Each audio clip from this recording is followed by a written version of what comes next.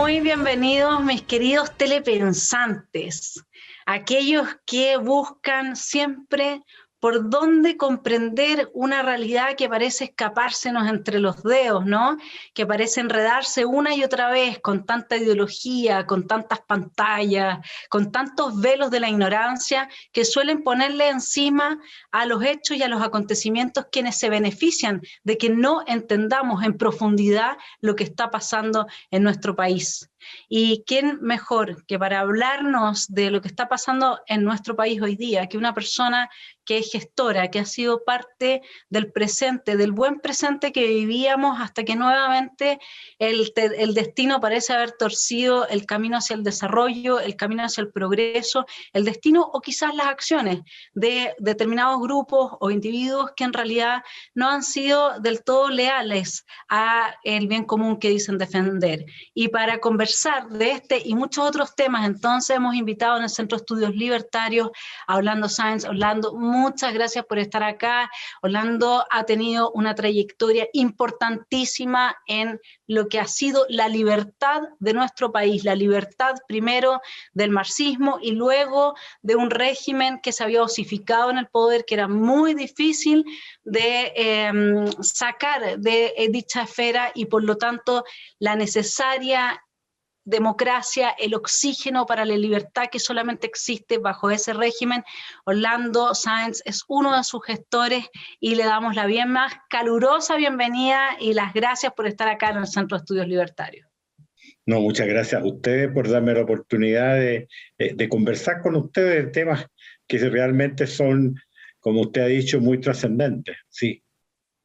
Nos van a marcar, y usted lo sabe, ¿no es cierto?, a las generaciones que vengan, muy fuertemente lo que está pasando ahora con la Asamblea Constituyente, que para nuestra desgracia hay un alto número, ¿no es cierto?, de constituyentes elegidos con minorías paupérrimas que están declarando la autonomía de la constituyente.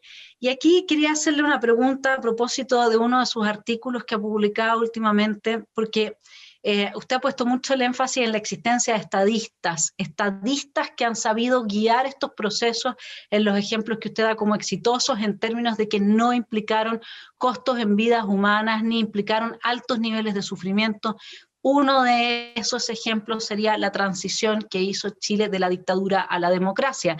Ha mencionado personajes como Edgardo Böninger, y entonces le quería preguntar, cuando usted ve cómo se diseñó este acuerdo por la paz y la nueva constitución, en que parece que nosotros no quedáramos simplemente como que fuese realmente una hoja en blanco y quedáramos al arbitrio de quien haya salido elegido con la vocación democrática o antidemocrática que pueda tener. ¿Faltaron estadistas en esa redacción de ese acuerdo? En este acuerdo de ahora, estamos hablando del acuerdo que está desembocando en la Asamblea Constituyente. Yo creo que el acuerdo es un acuerdo que fue lanzado porque se pretendía con él un propósito completamente distinto. Yo creo que simplemente fue una forma en que en su momento el gobierno y yo diría que buena parte de la oposición también creyeron que iban a aplacar el movimiento social que había estallado con una torta gigante y así. Y lanzaron con muy poca preparación y con muy poca meditación, lanzaron a la calle un proceso constituyente que lo ha enredado en una madeja que no tiene salida y que está desembocando en lo que estamos viendo, una asamblea constituyente que va a ser otro circo más parecido al del Congreso y que no va a conducir a gran cosa, por un problema que es de fondo. Yo creo de que lo que está pasando en Chile es esencialmente una caída brutal de la educación en este país. Entonces, este país, con el correr de los años, ha ido incubando una enorme parte de su población que simplemente ha perdido la capacidad de administrar una democracia. Una democracia es un lujo, la democracia es un lujo. La gente debería empezar por entender eso.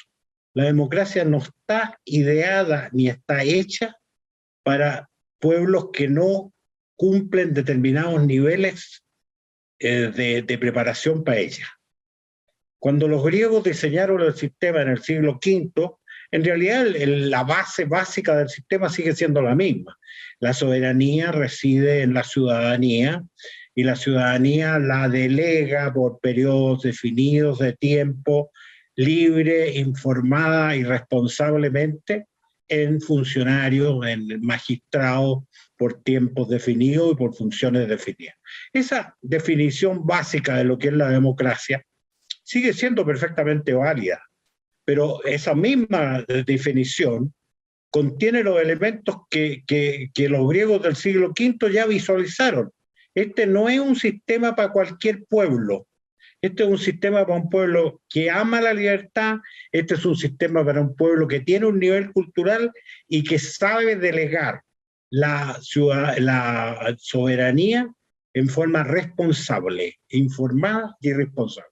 Entonces, cuando uno se encuentra con un pueblo que ya ha perdido esa capacidad de delegación responsable de soberanía, el sistema empieza a tener fallas sumamente sustanciales, y es lo que está pasando en Chile.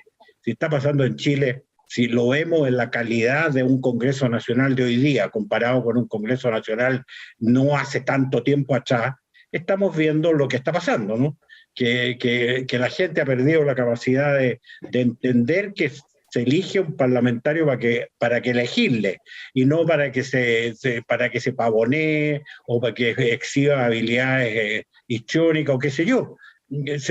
Yo me acuerdo que cuando yo era joven, me llamaba la atención, cuando era poco más de un niño, me llamaba la atención que de repente se presentaban candidaturas de gente muy popular en ciertos ámbitos de la vida nacional. Y me llamaba profundamente la atención, y se lo preguntaba a mi padre, ¿cómo es posible que fulano de tal, que es un gran deportista, haya perdido la elección y haya sacado una votación infame? Bueno, la respuesta era obvia. El pueblo chileno tenía todavía, o la ciudadanía que votaba, tenía en ese momento claro que lo que sirve para algo es distinto que lo que sirve para otra cosa. Entonces ese señor quería que se mantuviera en donde él realmente era excelente, y no lo proyectaba a una función que era completamente impropia de él. Pero si ustedes comparan con lo que pasa hoy día, se van a dar cuenta de que esa capacidad de delegación responsable de la soberanía ya no existe. Y estamos viendo lo que estamos viendo, y lo que vamos a ver mucho más. Esta Asamblea Constituyente va a ser un circo, porque el Parlamento que fue electo por el... en realidad no es culpa de los asambleístas, es culpa del pueblo que lo elige. Pero el pueblo, fíjese, Orlando, que tiene un alto nivel de abstención. En general, mire, sí, según un estudio que hizo La Tercera, en general la gran mayoría no alcanza ni siquiera el 15%. Para que sepan los telepensantes, en el análisis que hizo La Tercera, un 43% de los constituyentes salió electo con un tope de 5% de los votos de su distrito, mientras que 124 personas llegarán al Palacio Pereira, estoy citándolo acá, con un porcentaje de votación inferior. O sea, 124 de las 155 con un porcentaje de votación inferior al 10%. Otros 5 apenas rozan el 1% de los votos, y solo 10 constituyentes superaron el 20% de los votos. Y resulta, a ver, ¿qué me dice usted respecto de esto? Porque Marco Moreno, que es director de la Escuela de Gobierno de la Universidad Central, citado en el mismo artículo, dice que el problema no es la legitimidad de estos representantes, sino que el problema estaría en el principio de representación. ¿Qué opina usted? ¿Cree que se pueden dividir ambas cosas? O sea, ¿alguien puede no representar a nadie y al mismo tiempo ser legítimo? No, naturalmente que no. Pero si vamos al fondo del problema, una altísima abstención es bastante indicativa también de que las condiciones para... Fíjate, a mí me gusta mucho la historia, soy fanático de estudiar historia, es un hobby, soy ingeniero, así que no tendría por qué ser una cosa congénita. Bueno, pero volviendo al ejemplo de los griegos castigaban al ciudadano indiferente. El ciudadano tenía que estar informado. Para eso tenían teorías bastante absurdas para nuestra época, digamos, que no trabajara. No trabajara porque su trabajo, llamémoslo así, era ser un ciudadano responsable. Si alguien, viendo lo que pasa en Chile, simplemente se queda en la casa y no vota, ya es un indicativo de la pérdida de calidad para administrar un sistema democrático. Pero si hacemos abstracción de eso, no hay ninguna duda de que lo que usted dice, pero lo que usted dice no es más que la repetición. ¿Cuántos parlamentarios tenemos que salen con 2 votos, con miserias de votos porque salen arrastrados por otros, por las listas? Porque las elecciones en Chile siempre han estado diseñadas por los partidos políticos para reforzarse ellos. Entonces, naturalmente, empiezan a inventar todos estos sistemas que derivan en que aparecen en el Congreso gente que no tiene ningún grado de representación. Pero peor aún, esa gente que no tiene ningún grado de representación, como podrían ser esos constituyentes que usted menciona que están nominados con un 2%, un 1% o casi con nada, ellos no asumen para nada que no tienen ninguna representación. Y va a ver usted que son los que más van a gritar y los que más van a decir disparates pagados por todos los demás. Ahora, cuando uno analiza y compara, porque a usted le tocó ser presidente de la SOFOFA en la época de Salvador Allende, que tampoco fue elegido su proyecto totalitario con una gran mayoría, sino que un poquito más de un tercio, y luego, como sabemos, ¿no es cierto?, tuvo que firmar un documento con garantías constitucionales que nunca respetó, por lo que uno podría llegar a dudar de la legitimidad, digamos, de su régimen. ¿Cuáles son las principales similitudes y diferencias, si es que lo pensamos, porque usted era presidente de la SOFOFA, pero además le tocó en una época ser embajador de Chile ante la Asamblea Nacional de las Naciones Unidas, ¿no? Ante la Asamblea de las Naciones Unidas, la ONU. Entonces, y hoy día también hay un rol que se atribuye a la ONU a un cierto globalismo de forma importante, mientras que en la época de Allende había una guerra fría entre 2 bloques. ¿Cómo ve usted las diferencias ahí que se están dando? No, hay desde luego muchas diferencias, ¿no? Hay muchas diferencias. Yo creo de que los procesos no son equiparables entre sí, pero lo que sí es equiparable entre sí es la constante humana. Cuando a mí, yo tengo muchas veces amigos que me preguntan, y de buena intención, ¿por qué me gusta tanto la historia? Me gusta tanto la historia porque la historia en el fondo es el acontecer que actúa sobre una constante, que es el hombre. El hombre, básicamente sus pasiones, sus formas de reaccionar, su forma mecánica de funcionar en sociedad, sigue siendo la misma para la evolución humana. 6.000 años de historia conocida no es nada, y por lo tanto el ser humano es el mismo, y por lo tanto cuando uno encuentra similitudes en situaciones, puede tener un cierto poder de anticipación de lo que viene, porque en situaciones parecidas los seres humanos reaccionan en forma parecida también. Entonces, volviendo al caso de Allende. El caso de Allende fue, en primer lugar, era un país donde no había segunda vuelta, y a la larga había una tradición de que se respetaba la primera mayoría, aunque fuera mínima.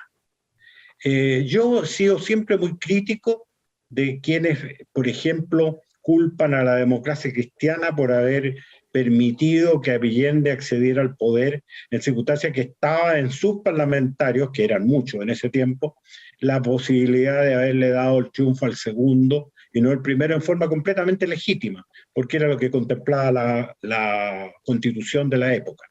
Sin embargo, yo rechazo esa crítica porque había una cosa más fuerte que la propia constitución, que era una tradición de casi 150 años, o no sé cuánto, muchos años, en que se respetaba la primera mayoría, y vi cómo, y tenía bastantes amigos en ese sector, que vi cómo se debatieron en este problema hondamente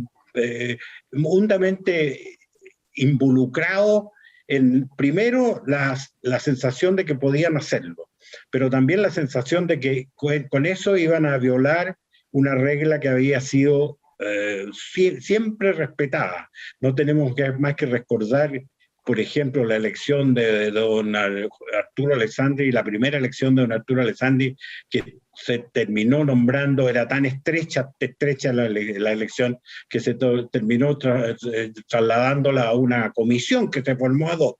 Pero dejando eso de lado, yo creo que la primera gran diferencia es que en ese momento hubo todo un sector de la ciudadanía que al final se vio encerrado en una multiplicidad de candidaturas que no había, como actualmente hay una segunda vuelta. Esa es una primera diferencia. Por lo tanto, yo no discuto que bajo esas reglas y bajo esas tradiciones el gobierno de Allende era un gobierno legítimo. Y la primera demostración de ello es que cuando a mí me pidieron que aceptara el puesto de presidente de la SOFOFA, yo puse una condición que era dura en ese tiempo, que era que yo creía que el nuevo presidente tenía derecho a ejecutar su programa. Y que en la medida de que no nos convenciéramos de que no era esa su intención, nosotros íbamos incluso a colaborar con el gobierno para que el programa que había ofrecido al pueblo y por el cual había sido elegido por votación mayoritaria se pudiera cumplir. Y lo intentamos, y tuvimos lo que en su tiempo me criticaban mucho, que la llamaban la prueba de la blancura de Orlando Sáenz. La prueba de la blancura duró 3 meses.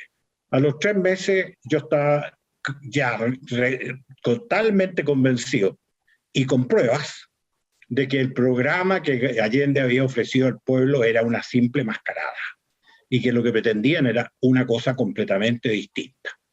Y que por lo tanto, con eso yo estaba en el legítimo derecho y de obligación, porque me había comprometido a ello, de empezar una oposición de guerra con el gobierno. Y así lo hicimos.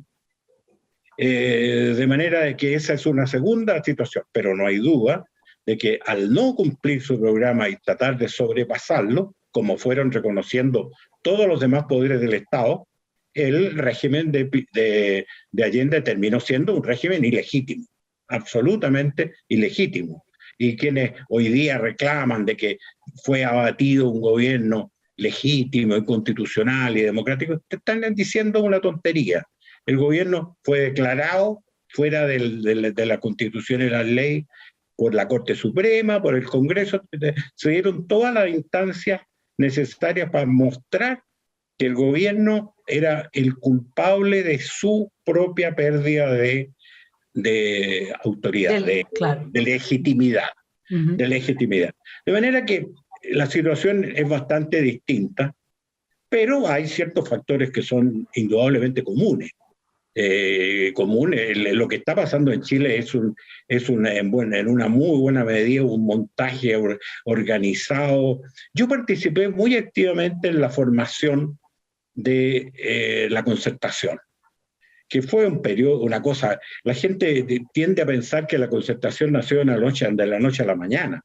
La Concertación tomó por lo menos buenos 5 años de trabajo previo, que empezaron con muy mínimos diálogos entre distintos personeros de distintos sectores, que se fue tomando cuerpo, se fueron añadiendo otros, hubo un trabajo larguísimo de formación que estaba basado en una convicción, la convicción de que no había otra salida para volver a la democracia que la salida del convencimiento, del diálogo político, de que por último el propio régimen se fuera convenciendo de que tenía que transitar hacia otro sistema.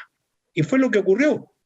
Y no se estrelló esa idea con una muralla cerrada.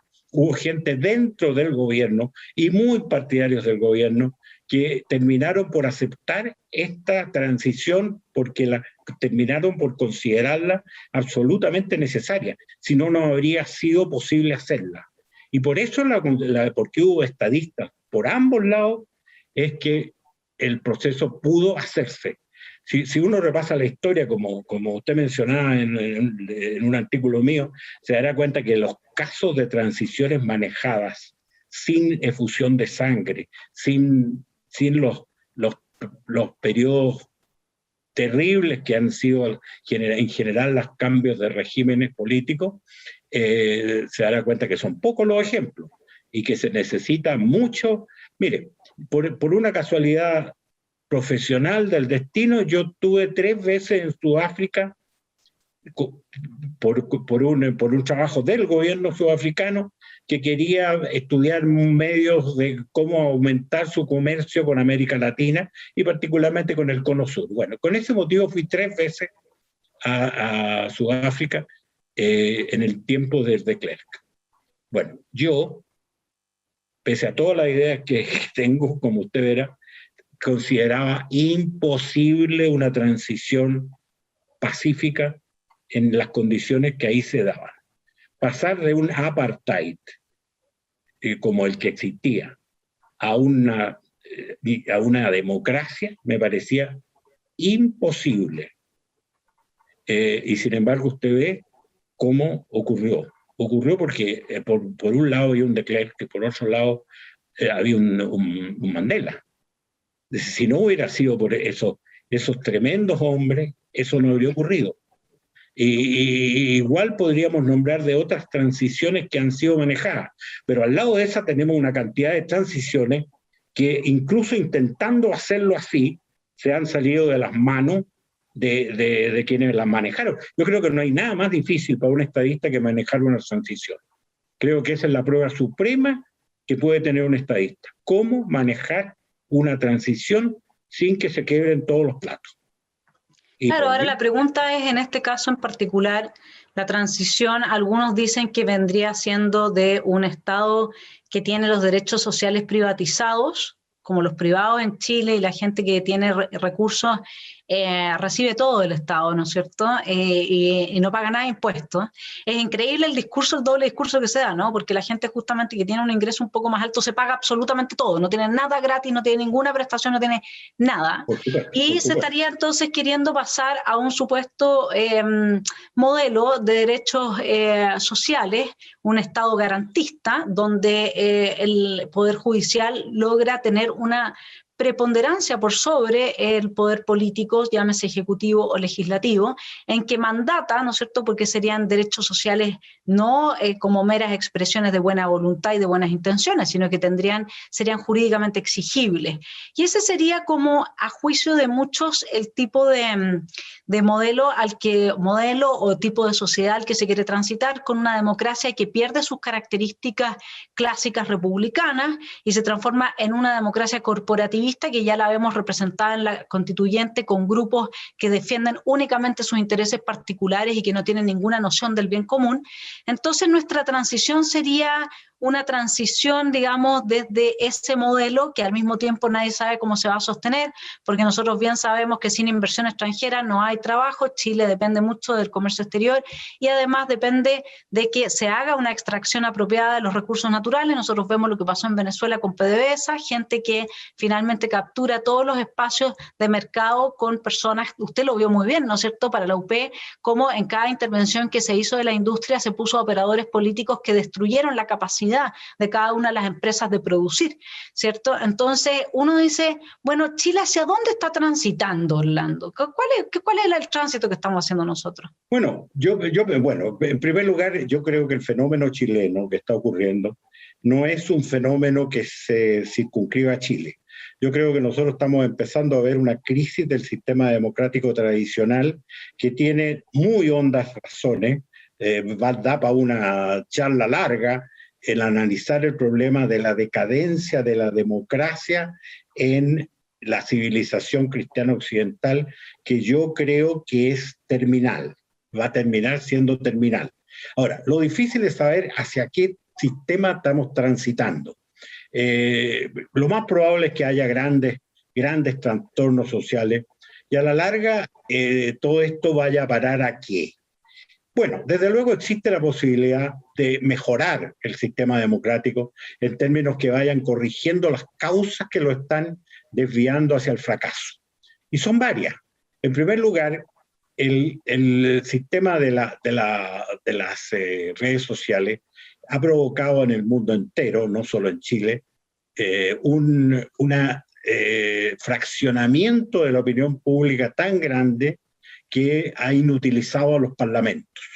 Los parlamentos en el mundo no están funcionando y con una mejor o menor medida uno lo puede ver en todas partes. Por supuesto que todavía hay casos como el de Estados Unidos o el de países muy disciplinados, la propia Alemania y cosas así, en que todavía el destartalamiento no se nota tanto.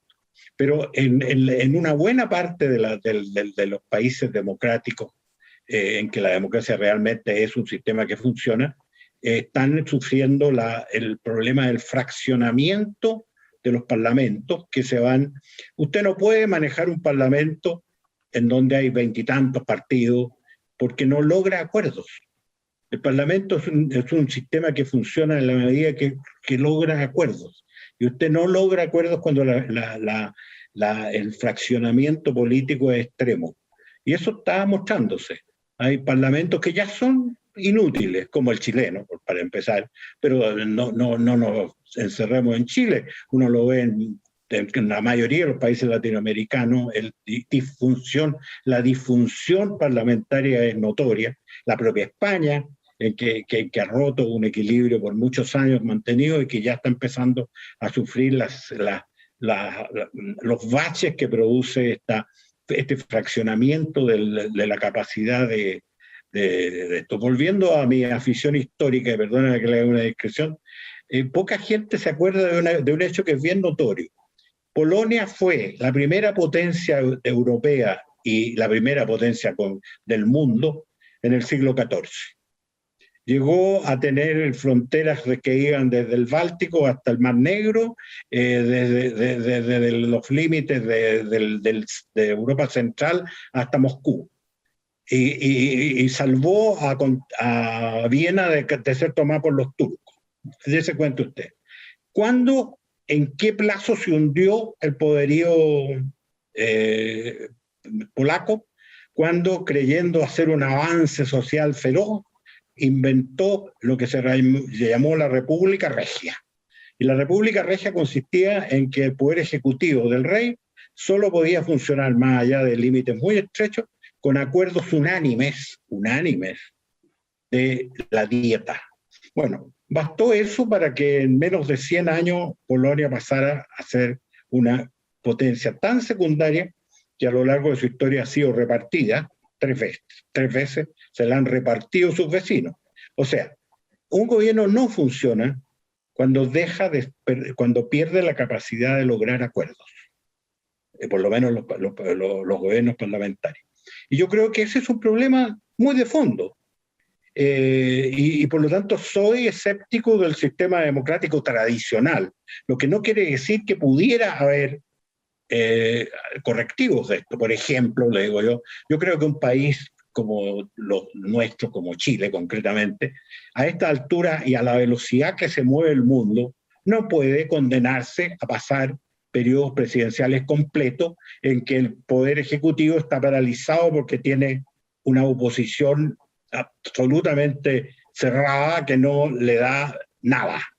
Bueno, eso parece ser un juego político, pero a la larga, ¿quién lo paga eso? El país, ¿no es cierto? El país que está 4 años, en el caso chileno, 4 años, en desgobierno. Mire lo que ha pasado con el gobierno de Piñera. El gobierno de Piñera ha terminado por no poder hacer nada de lo que propuso.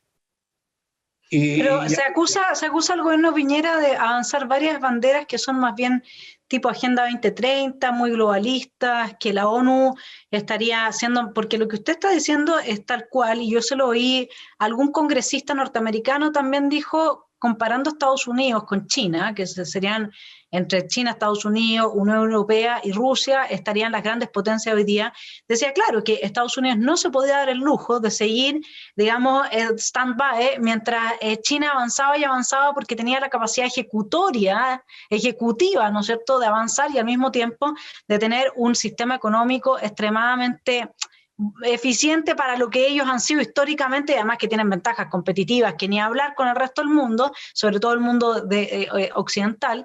Entonces uno dice, bueno, pero entonces nosotros, por un lado, esto es parte de una agenda globalista que está promoviendo el próximo régimen como un totalitarismo capitalista tipo China, y eso es lo que porque claramente como nunca se ha hablado incluso de personas de dentro de la ONU, que Chile estaría haciendo el experimento para la implementación, por ejemplo, la Agenda 2030, y uno dice, pero si la Agenda 2030 tiene como principal objetivo terminar con la pobreza, ¿por qué partir con el país más rico de Latinoamérica?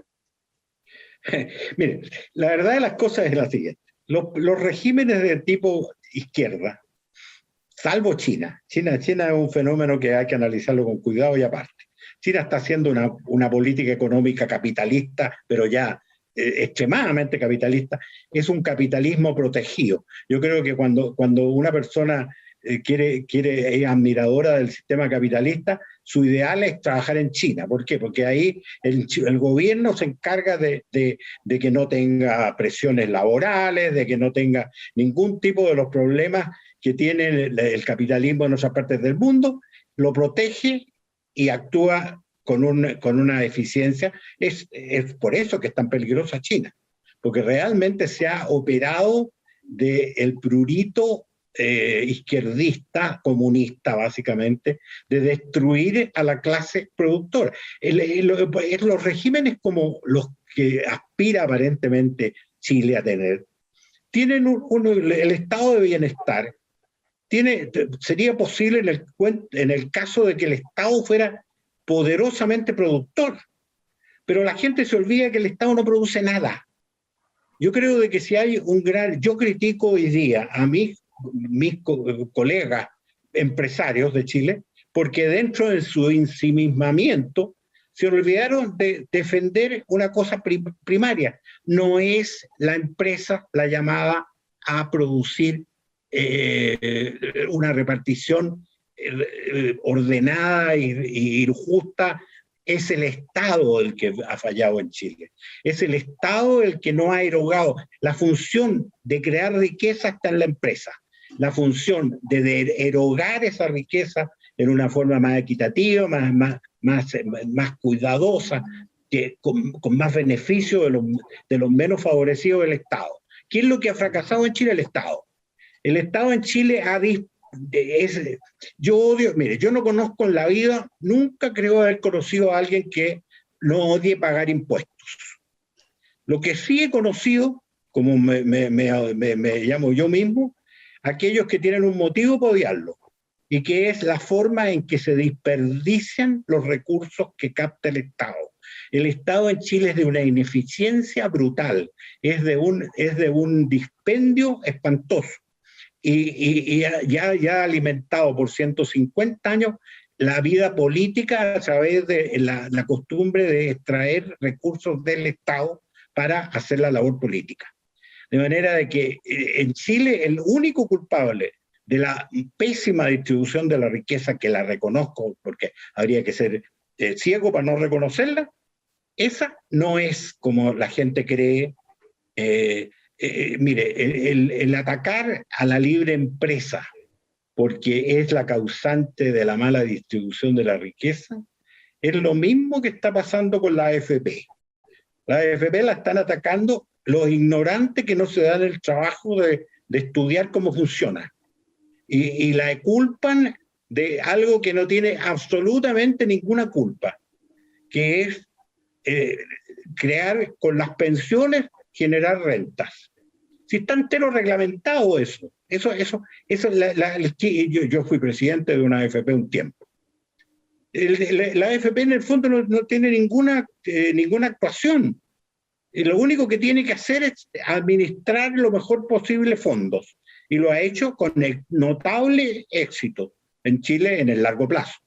Mientras las cosas en el mundo anduvieron bien, las rentabilidades obtenidas por los fondos fueron muy superiores a cualquier otro sistema.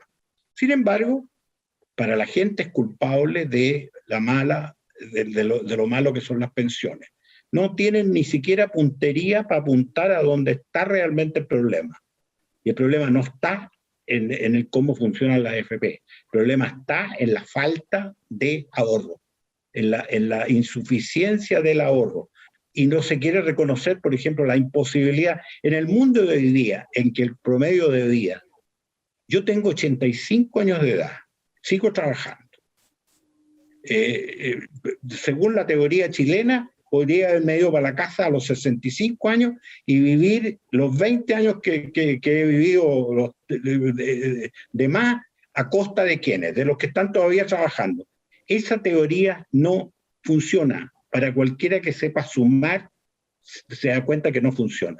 Pero eso no es reconocido. Lo que se supone es que el Estado, que aparentemente para estos señores crea de la nada riqueza y recursos, tiene que mantenerlo.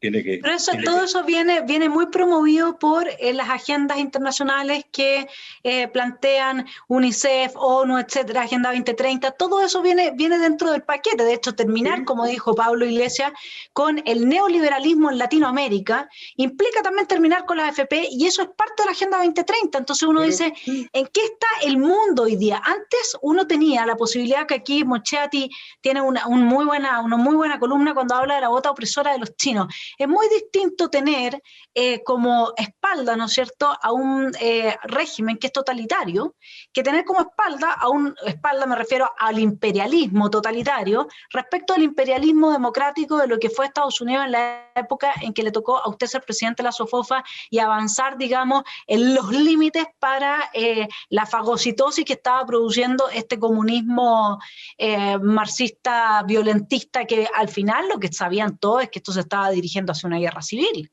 Claro. Bueno, yo creo que los países desarrollados, yo soy bien admirador y viajo harto, he ido muchísimas veces en mi vida a Estados Unidos, tengo muy buenos amigos americanos y conozco el país, se me ocurre que mejor que muchos americanos. Sin embargo, no hay duda alguna que entienden muy poco de lo que es Latinoamérica. Entonces, extrapolan sus situaciones a Latinoamérica sin comprender para nada que las diferencias son enormes. Entonces, ellos promueven toda esta... Fíjense ustedes, por ejemplo, toma el caso de los derechos humanos.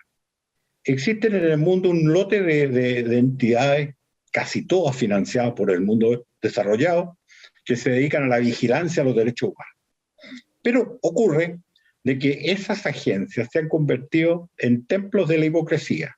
Y lo que realmente están haciendo es ayudar a desestabilizar a gobiernos débiles y fraccionados como son los de latinoamericanos. Y lo peor es que están, tome usted el caso de los comunistas, que es como un epítome, ¿no es cierto? Los comunistas son en Chile hoy día los grandes defensores de los derechos humanos, que es como para dar risa, ¿no es cierto? El Partido Comunista es el protagonista de los más grandes abusos de los derechos humanos que recuerda la historia. No hay más que meterse en el internet y ver cuántos muertos le costó a China la instalación del régimen comunista, y cuántos son, 67 millones, cuánto le costó a Rusia su sistema comunista, nada más que Stalin se echó al pecho 17 millones o algo por el estilo. Ya, usted comprende de que ver a esos ideólogos ahora convertidos en apóstoles de los derechos humanos es simplemente tratar de tomarle el pelo al ignorante, que no es capaz de tomar un libro de historia y estudiar lo que ocurrió bajo esos regímenes. Ahora, tomemos el caso, mire, yo a la larga, si uno piensa en términos de más o menos largo plazo, los gobiernos de tipo marxista, de tipo izquierdista, de tipo extremista, porque hoy día está la cosa mucho más disgregada en términos estructurales, el Frente Amplio, todos estos ejemplos, siempre terminan por caer por lo mismo, porque no pueden manejar la economía. ¿Por qué? Porque son enemigos congénitos, son enemigos de la libre iniciativa, son enemigos del motor que, le guste o no, es el que genera la riqueza.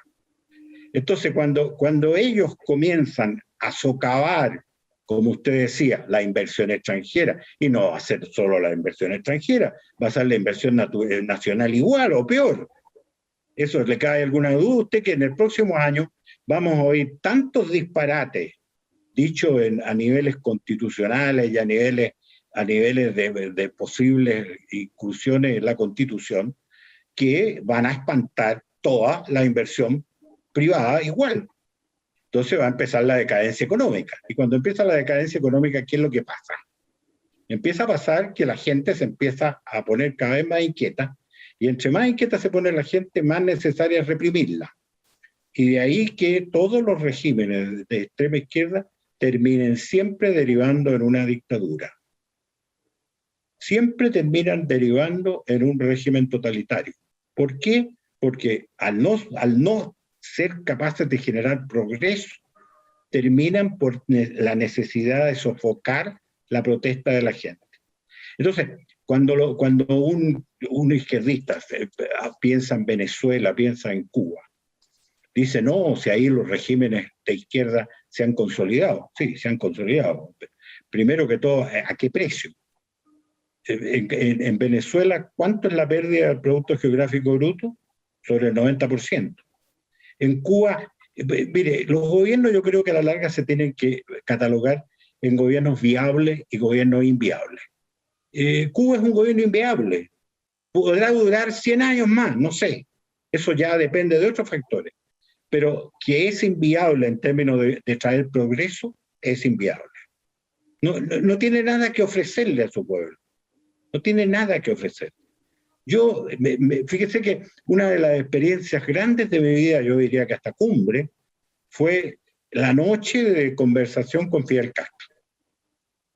Tuve toda una noche conversando con Fidel Castro, de 9 de la noche a 6 de la mañana. Bueno, en esa brutalidad de horas de conversación me llamaron poderosamente la atención, la inteligencia, la realidad con que el tipo enfrentaba el problema. Él decía, mire, la verdad es que nosotros para medirnos como avance económico estamos fracasados, pero vamos a crear un nuevo hombre.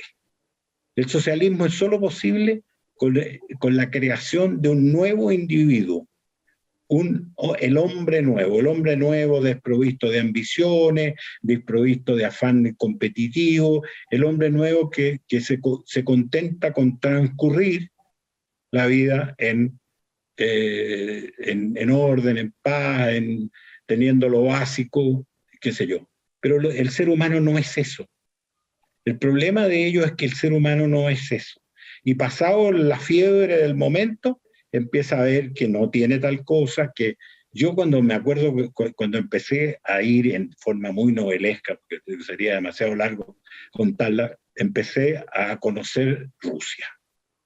Dios mío, qué experiencia para mí fue pasarme 3 años frecuentando la Rusia de los finales de la época de Gorbachev.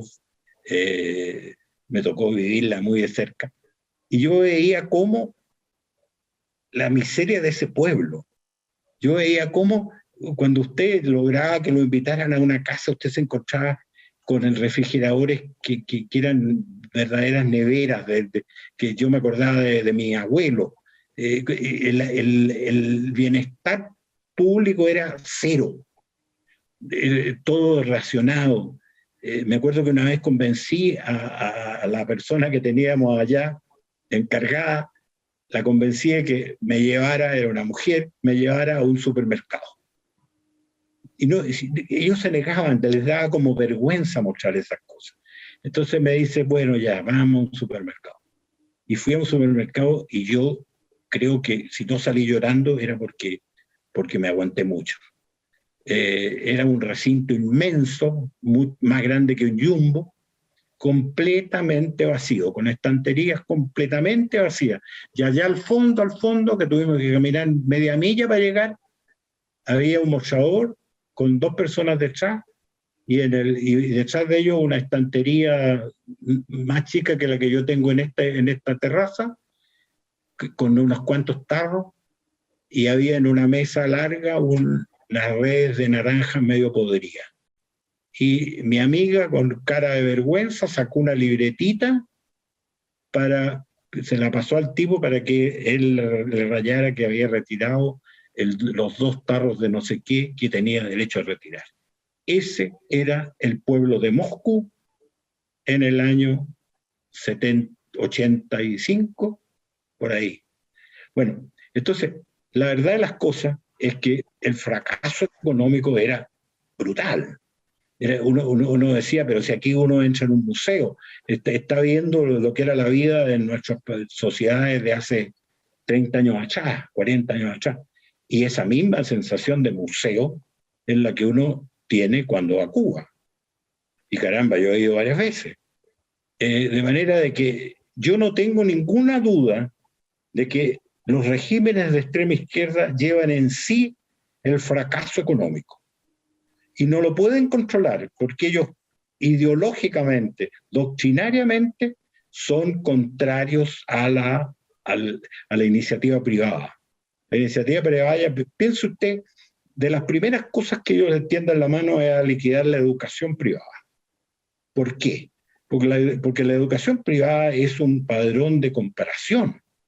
El problema es que ellos dicen, caramba, mientras exista educación privada, vamos a tener gente mejor educada que otra. Y para ellos no significa nada que el hombre que gana apenas para mantener su casa hace lo que pueda para mandar a su hijo si puede, mandarlo a una escuela porque las otras son malas, no porque haya ningún tipo de prejuicio a priori, es porque quiere mejor educación. Igual que, ¿por qué estamos los que podemos, que es una vergüenza, los que podemos pagarle una salud privada, preferimos eso a la teóricamente gratis que ofrece el Estado porque es mala? Porque la educación, la salud que brinda el Estado, ¿y cómo no va a brindar mala salud si el dinero que recibe de los contribuyentes lo desperdicia en una administración enormemente grande que no tiene ninguna justificación, en un Estado brutalmente ineficiente y con una cantidad enorme de gente metiéndole la mano al Estado para obtener, en términos muchas veces ilegítimos, lo que no le da la vida para ganárselo? Ahora, en ese contexto, hablando usted, porque claro, nosotros tenemos una fuerte presión de organismos internacionales, derechos humanos, que como dice usted, se han convertido en el templo de la hipocresía.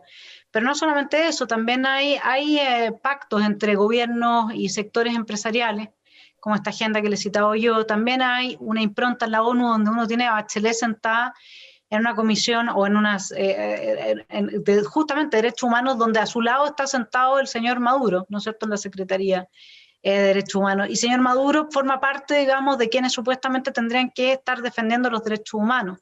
Entonces, uno se pregunta cuando observa las diferencias o similitudes que puedan existir entre el proceso que se vivió en 1973, porque el gobierno de Allende llega prometiendo algo más o menos similar, ¿no? Llega prometiendo condiciones inmejorables en la calidad de vida material del pueblo, el pueblo que ahora tendría acceso a lo que nunca tuvo acceso porque estaba en manos de unos pocos.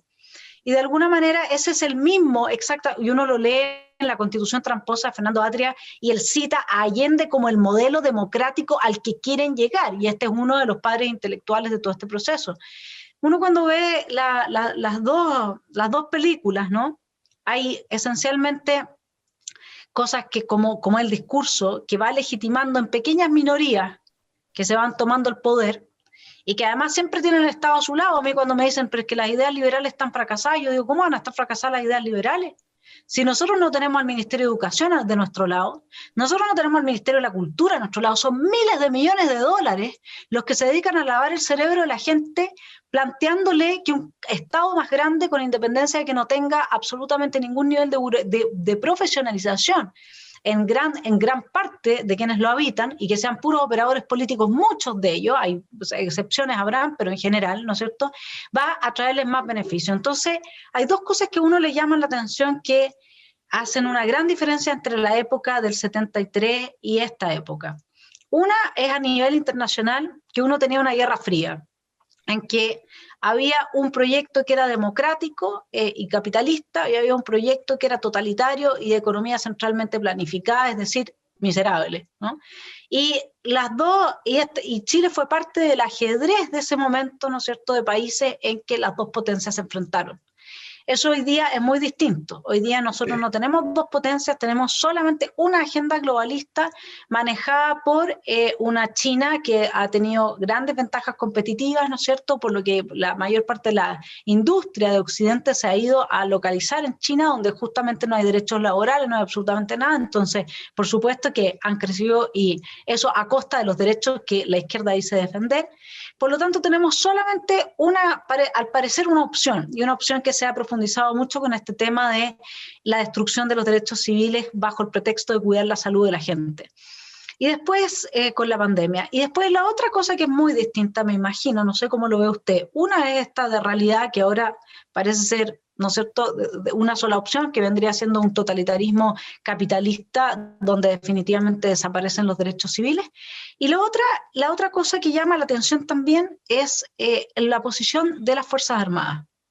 Las Fuerzas Armadas y de Orden hoy día, producto de estos templos de la hipocresía en parte, y producto de la propia historia local, porque esto no pasó en Uruguay, a usted que le gusta la historia y que, o sea, le gusta la historia comparada además, no pasó en Brasil, esto no pasó en Colombia, esto ha pasado exclusivamente en Argentina, se podría decir que además, porque se pasaron realmente, esa gente sí que se pasó en todos los niveles, ¿no?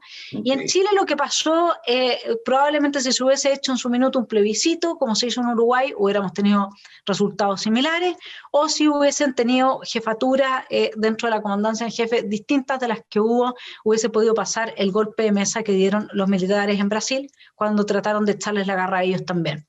Chile, en cambio, hoy día lo que muestra es un todavía alto nivel de legitimidad en la ciudadanía de Palomar, que están en general todas las instituciones, de las Fuerzas Armadas tienen sobre un 30% de apoyo, mientras el Congreso tiene un 3%, digamos, ¿no es cierto? Sin embargo, las Fuerzas Armadas hoy día uno lo vio con el quiebre que se produjo el 18 de octubre de 2019, en que el señor Piñera, presidente, salió diciendo que estábamos frente a un enemigo tremendo, no me acuerdo cuáles eran las palabras exactamente, pero un gran enemigo, claro, y al día siguiente o al par de días el general salió diciendo yo no estoy en guerra con nadie. Entonces tendríamos como dos variables en esta ecuación histórica que vendrían siendo muy distintas respecto de nuestra experiencia más reciente en términos del quiebre institucional. Uno, el sistema internacional, y el otro, la fuerza coercitiva al interior del país. ¿Cómo ve usted entonces ahora? Bueno, yo lo veo desde... Usted ha planteado una cantidad grande de problemas que son necesarios analizar separadamente. Yo creo de que no es efectivo, de que hoy día no exista. Nosotros vamos camino a la Guerra Fría 2 de todas maneras. O sea, yo no creo de que la Guerra Fría haya sido un fenómeno que pasó a la historia y que ya no hay más Guerra Fría. Se va a plantear en otros términos. La Guerra Fría, como la conocemos, la guerra que estalló en los años 50 y duró hasta prácticamente el final de la Unión Soviética, fue una guerra sorda y que amenazaba ser militarizada y que al final no lo fue, por el temor de que la destrucción fuera total, ¿no es cierto? La guerra, ¿quién evitó la guerra, que la guerra pasara a ser la Tercera Guerra Mundial? La bomba atómica. El miedo a la bomba atómica fue lo que evitó la Tercera Guerra Mundial. Ya. Y eso fue lo que llevó a Rusia a la insensatez de entrar en una guerra fría en el campo económico, que era como si yo me dieran a elegir deporte y eligiera box para enfrentar a Joe Louis, una cosa así. Elegir el campo mejor del otro. Bueno, eso fue lo que hizo Rusia. China no va a repetir eso. La guerra fría que está planteando China es una guerra fría basada en lo siguiente. Tiene 1.500 millones de habitantes. el día que logre que esos 1.500 millones de habitantes se conviertan en consumidores en algún mínimo grado, va a tener un motor económico que no es contrarrestable por Estados Unidos ni por ningún país occidental. Porque la grandeza de Estados Unidos, ¿en qué se basó? Se basó en un poder adquisitivo repartido en una población mayor que le puso un motor a su desarrollo industrial, a su desarrollo económico gigantesco. Y con eso se comió el mundo. Bueno, eso mismo lo va a intentar China, lo está intentando China con 1.500 millones de habitantes. Bueno, esa es la primera observación que le hago. La segunda observación es lo que usted llama la diferencia de agenda, el rol de la Fuerza Armada. Ya vemos, detengámonos un poco en la Fuerza Armada. Yo soy de lo que sostiene, opinión no compartida por nadie que yo conozca, ni siquiera mi mujer, en que yo digo, el golpe de Estado en Chile fueron 2 golpes de Estado. Y eso, y hubo un tercer golpe de Estado. Chile, el producto del Chile de los últimos años son 3 golpes de Estado. El primer golpe de Estado ocurrió en octubre y noviembre del año 72, cuando la paralización total del país, que manejada, impulsada por el enorme descontento que había, quebró la espina dorsal del régimen de Allende. El régimen de Allende como posibilidad política murió en noviembre de 1972, cuando él, para poder controlar la situación, tuvo que llamar a las Fuerzas Armadas a integrarse al gobierno. En el momento que las Fuerzas Armadas se integraron al gobierno de Allende, el gobierno estaba liquidado políticamente. El gobierno convirtió a los militares en interlocutores. Nos resolvió el problema de tener contacto con ellos, porque a partir de entonces yo podía ir a hablar con el ministro del Interior abiertamente, con la prensa presente. ¿Por qué? Porque era el ministro del Interior. Yo no lo visitaba en calidad de comandante en jefe del ejército, ¿no es cierto? Lo visitaba en calidad de ministro del Interior. Si eso mismo lo hubiera hecho 3 meses antes, habría terminado en la cárcel, por conspiración, ¿no es cierto? Bueno, o sea, legitimó a las Fuerzas Armadas como interlocutor político válido. Lo convirtió en un partido político más. Ya. Y con eso, si Allende hubiera tenido capacidad de manejar su colección, yo creo que él lo veía.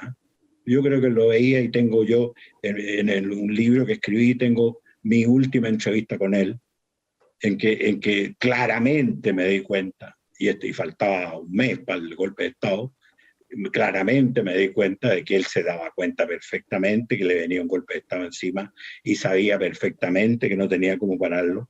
Y, en fin, el tipo estaba consciente. Lo que pasa es que no gobernaba. A él lo manejaban las fuerzas que tenía en torno de él. Para él le habría sido imposible corregir.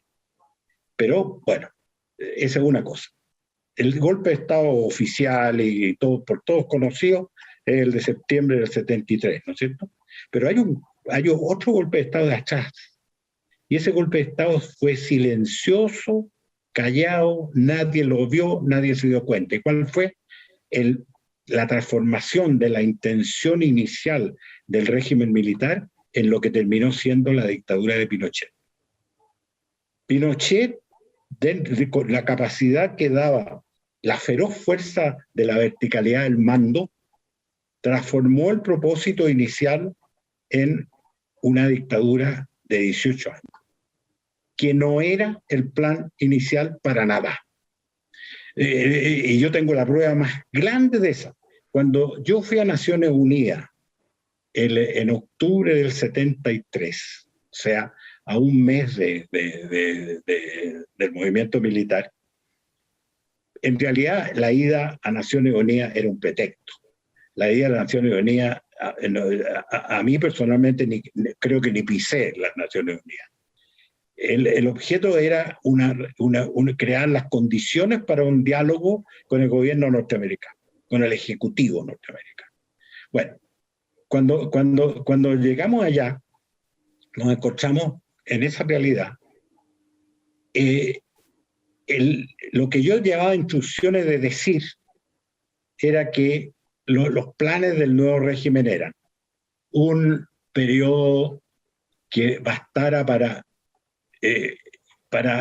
redactar y aprobar en plebiscito una nueva constitución, que iba a ser un periodo estimado máximo de 3 años y que iba a haber en el ínterim un gobierno de un presidente civil con la junta de militares funcionando en calidad de legislativo. Ese era el plan.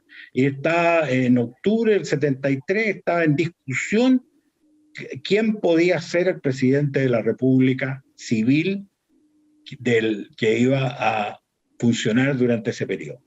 Y me acuerdo que hubo todo tipo de teoría y que al final, cuando yo me fui a Nueva York, el más probable era el almirante Huerta pasado a retiro.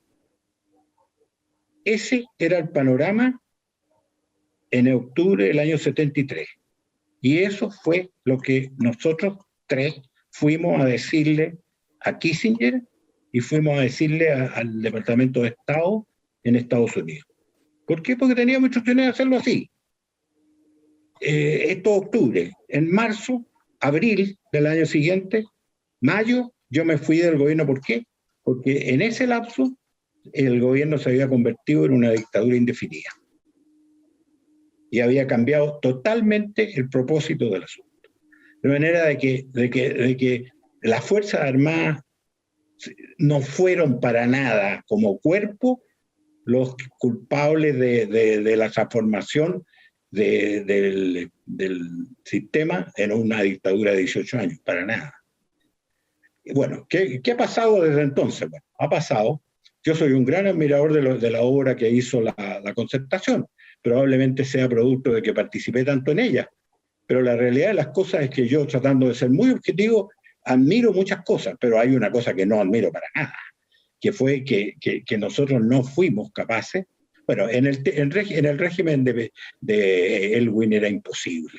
El régimen de Elwin todavía fue un régimen democrático tan intervenido, porque ahora, a mí, perdóneme que me emocione o me entusiasme con lo que le estoy diciendo. Cuando oigo yo a cabritos que son diputados hoy día y que van al Congreso en manga de camisa porque creen que eso es signo de modernidad y de desparpajo. Hablan, ¿por qué no hicieron esto? Yo le digo que me hubiera gustado verlos en el panorama del primer gobierno de Elwin, cuando a los 3 o 4 meses, ya no me acuerdo cuánto fue, una pequeña investigación en una cuenta en un cheque famoso depositado en la cuenta del hijo de Pinochet, empezó una pequeña investigación del tema. ¿Y qué pasó? Pasó que hubo un boinazo, ¿no es cierto?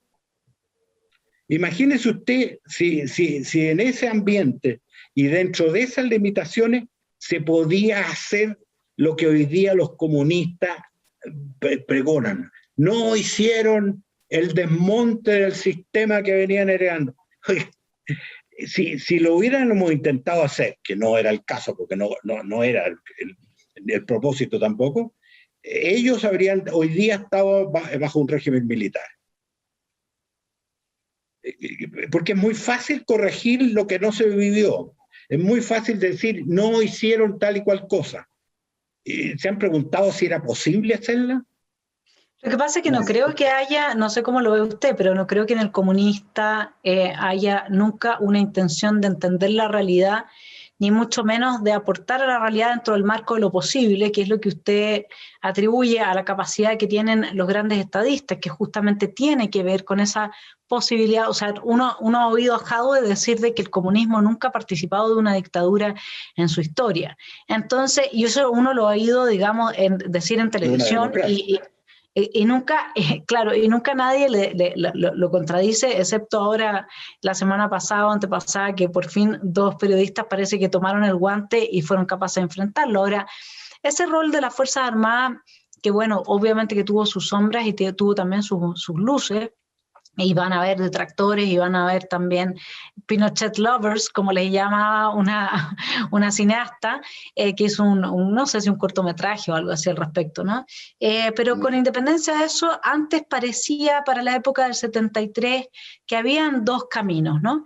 Uno era el camino de que se instalara una dictadura comunista, que tras una guerra civil se instalara una dictadura comunista definitivamente. Eso era lo que estaba planeado desde los sectores más extremos, llámese MIR, Partido Socialista, etcétera. Y la otra era la posibilidad, digamos, ¿no es cierto?, de un gobierno militar, que se pensó, probablemente muchos pensaron en la figura del dictador romano, que llegaba, ¿no es cierto?, por un periodo muy acotado de tiempo, ponía las cosas en orden y luego se iba a su casa. Y se pensó de esa manera. Entonces, hoy día, sin embargo, eso no, a pesar de que mucha gente todavía tiene esa ilusión, desde mi perspectiva, no sé cuál es la suya, pero desde mi perspectiva, esa posibilidad simplemente no existe. No existe frente a un proyecto totalitario de izquierda una posibilidad de una dictadura militar. No, no existe hoy día, es cierto, pero eso va a depender enormemente de los derroteros que tome el país. Si el país se empieza a hundir en el caos y empieza a haber una situación que ya definitivamente afecte la seguridad nacional, yo creo que ese panorama va a cambiar. ¿Por qué? Porque, yo le digo, en primer lugar, porque lamentablemente el estamento político que ha funcionado durante los 40 años que van son 30 años que van desde del fin de la dictadura de Pinochet hasta hoy día. En esos 30 años lo que no se ha curado para nada en Chile es una reconciliación con las Fuerzas Armadas. Y el resultado es una Fuerza Armada profundamente contraria al gobierno chileno, enfurecidas con lo que ha pasado en Chile, que sienten un profundo desprecio y un profundo resentimiento hacia la política chilena y hacia el estrato político chileno, y sobre todo con una cuenta gigantesca en relación a los comunistas. Los comunistas no solo... Piense usted que los comunistas han tenido un diputado, no me acuerdo el nombre, que se ha dedicado todo el periodo que fue diputado nada más que a perseguir las causas militares en el tiempo de Pinochet. Y ha llegado al extremo de que con una tremenda complicidad de la justicia chilena y torciendo y sacando leyes que son ridículas, porque, por ejemplo,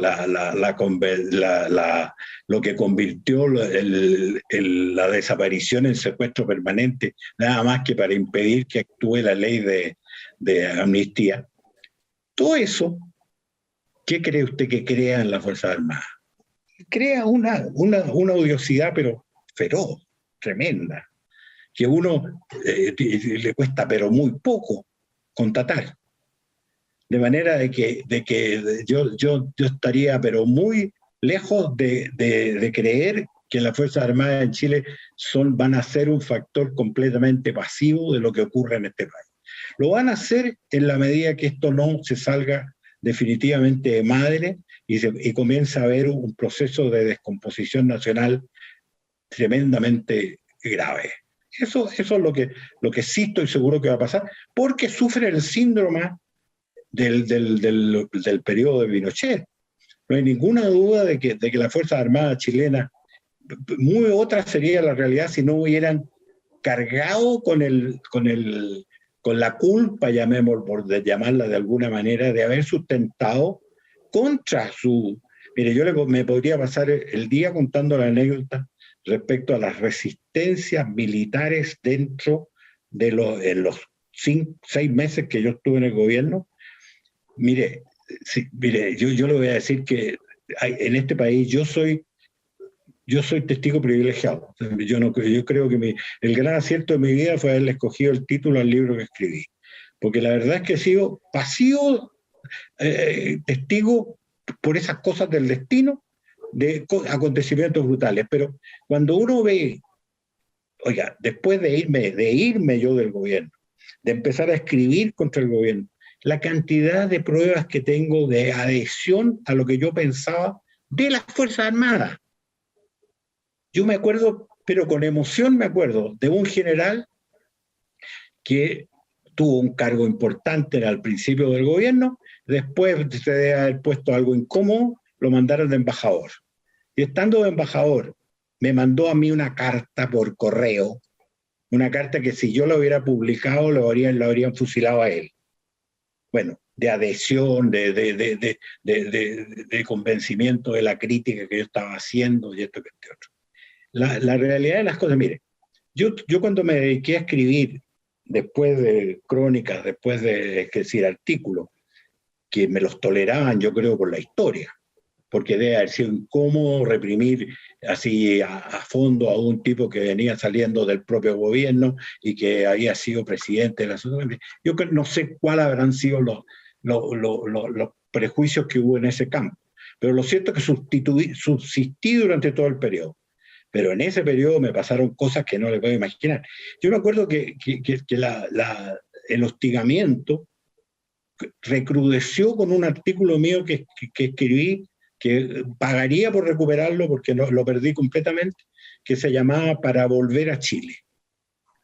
Y que el artículo se basaba en lo siguiente: yo viajaba mucho, pues me ganaba la vida gestionando créditos externos para empresas chilenas en ese periodo, viajaba harto. Y me tocó muchas veces toparme con refugiados chilenos en el exterior, por conocer gente que había salido de Chile exiliada, en España, en Suecia, qué sé yo. Conocí a varios y los veía cómo sufrían. Y en un ánimo de solidaridad con ellos, escribí el artículo ese Para volver a Chile, en que lo que yo les decía era: no, ustedes no crean de que son unos cuantos miles de exiliados. En Chile estamos exiliados 15 millones de personas. Estamos exiliados porque el Chile de hoy no es nuestro Chile. Estamos desterrados de lo que fue nuestro Chile. Hoy día estamos desterrados de lo que fue nuestro Chile. Estamos empezando a desterrarnos. Y esa es la verdad. Y vamos por el camino que vamos, y yo no veo fuerzas capaces de resistir esto, ni veo hombres capaces de resistir esto, que nos evite el exilio.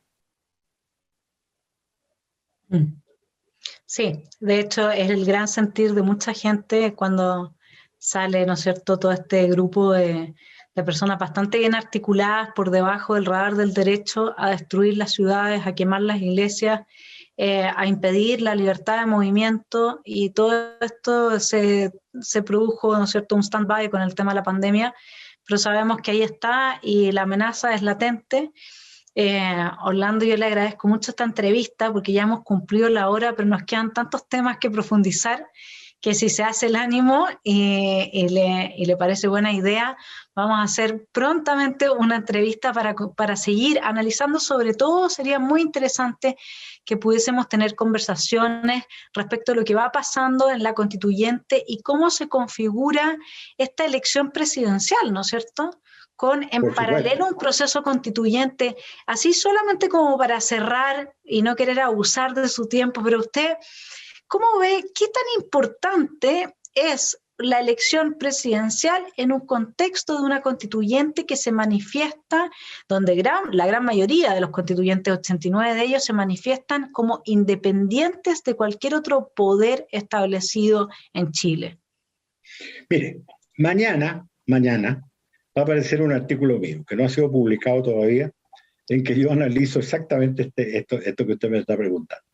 Y lo analizo recordando, si usted me da un minuto, diciendo que la elección de Orrego, esta de la gobernación de Santiago, me trajo a la memoria una conversación con don Eduardo Frei Montalva, tenía en el periodo que yo conversé con él una vez cada 2 o 3 meses, conversé con él entre el momento que dejó la presidencia y muy pocas semanas antes de su muerte. O sea, fueron conversaciones a lo largo de muchos años. Pero esta que recuerdo en particular tiene que haber sido cuando estaba gobernando Allende todavía. Él me había preguntado a mí me dijo un día como desafío, me dijo, oye Orlando, quiero que me piense en un problema. Si usted tuviera que juzgar a un gobierno por un solo factor, ¿cuál factor elegiría? No me conteste ahora, piénselo. Bueno, yo lo pensé y 2 meses después, 3 meses después, yo creí que se le había olvidado el tema, me volvió al tema. Oiga, ¿pensó lo que yo le dije? Sí, le dije, hice la tarea, lo pensé. ¿Y cuál es su conclusión? Mire, le dije, yo me maté harto, deseché varios índices que los encontraba buenos, después no tan buenos, en fin. Pero al final me decidí por una cosa clara. ¿Cuál es? Quiero que voy a juzgar al gobierno por el que lo sucedió. Si a un gobierno lo sucede uno que viene a profundizar su obra y a proseguir su ruta y a ahondar su ruta, ese gobierno triunfó. Si es sustituido por un gobierno que viene a destruir su obra y a cambiar el rumbo completamente, ese gobierno fracasó. No le gustó nada la respuesta mía, nada. Y no me la criticó, me dijo que era muy atendible, pero ahí entró en una larga disertación sobre lo que consideraba los éxitos de su gobierno, por los cuales no era posible juzgarlo un fracaso. Y al final contestó, que viene lo importante, me dice esta frase. Mire, me dice, y además tenga presente que nosotros, al terminar mi gobierno, teníamos 3 o 4 candidatos para ganar la siguiente elección. Y la perdimos porque corrimos con el único que podía perderla. Entonces yo, bastante sorprendido, le digo, ¿usted se refiere a Tomic? Sí, me dice, me refiero a Tomic. Radomiro nunca entendió que no tenía que ganar la elección quitándole voto a Allende, sino que manteniendo un lenguaje razonable y mesurado, y en esas condiciones la derecha no habría presentado candidato y él habría ganado fácil. Bueno, esa frase me recuerda la situación de ahora. A Orrego lo hizo ganar su elección la gente que erróneamente llaman de derecha, pero que en realidad no es otra cosa que la gente que piensa que las transformaciones hay que hacerlas mesuradas y en una forma razonada. Esa gente le dio el triunfo. Bueno, en el fines de año, esa gente va a decidir la elección. La gente que quiere tranquilidad, que quiere a lo mejor muchos cambios muy profundos, pero los quiere ordenadamente, realmente, meditándolos y haciéndolos bien. Y no quiere para nada las cosas febriles de pateemos tal cosa, votemos tal otra, abajo tal. Esos son desmanes que esa gente no va a aceptar nunca. Y esa gente a lo mejor termina teniendo que elegir entre uno malo y otro peor. Pero es posible. Lamentablemente, en noviembre podemos llegar con la segunda vuelta, podemos llegar a la necesidad de elegir entre uno malo y otro peor.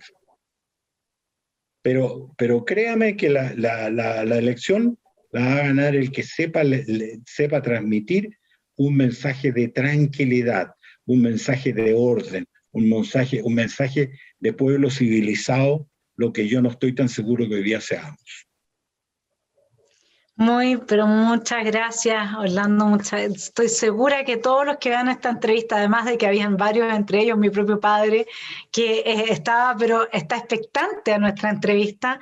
Así es que, porque siempre un real gusto conversar con usted. Espero que en poco tiempo más podamos seguir analizando justamente todo lo que viene a ser un periodo interesante. Así que por lo menos tener esta conversación y enriquecerse de tanta experiencia, de ese privilegio que lo pueda traspasar a través de esta conversación. Yo lo dejo invitado entonces a pensarlo, si me dice que sí. Le voy a decir que sí, porque mi pensamiento es la única arma que me queda. En su tiempo tenía muchas más, y si tuviera las armas que tenía en mi tiempo no estaría limitándome a expresar mi pensamiento en entrevistas, sino que estaría bastante más activo viendo cómo resolver este problema. Total, ya lo resolvimos una vez, el año 73, y no sería tan extraordinario que pudiéramos resolverlo todavía. Entonces vamos a hablar sobre ese tema en particular en nuestra próxima entrevista que pactaremos próximamente para disfrute y deleite de todos nuestros telepensantes. Un abrazo, Orlando. Qué bueno contar con usted, qué bueno contar con su visión. Estoy segura de que, aunque sea granito a granito, esto para todos los que nos puedan reflexionar con nosotros y avanzar su pensamiento, y los que tengan herramientas, sí usarlas entonces en la dirección de la libertad y de la paz. Cómo no, gracias a ti. Hasta luego. Un abrazo, que estén muy bien.